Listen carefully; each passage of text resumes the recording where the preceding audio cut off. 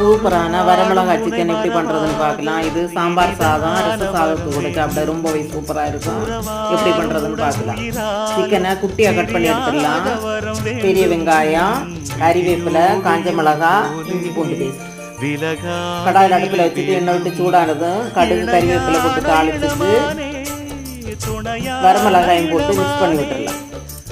Cut பண்ணி வச்சுருந்த பெரிய வெங்காயம், உப்பு, இஞ்சி பூண்டு பேஸ்ட்டையும் போட்டு மிக்ஸ் பண்ணி விட்டுட்டு ஒரு அரை ஸ்பூன் மஞ்சள் தூள் அதையும் போட்டு மிக்ஸ் பண்ணி விட்டுட்டு கட் பண்ணி வச்சுருந்த சிக்கனை போட்டு மிக்ஸ் பண்ணி விட்டு மூடி விட்டுடலாம்.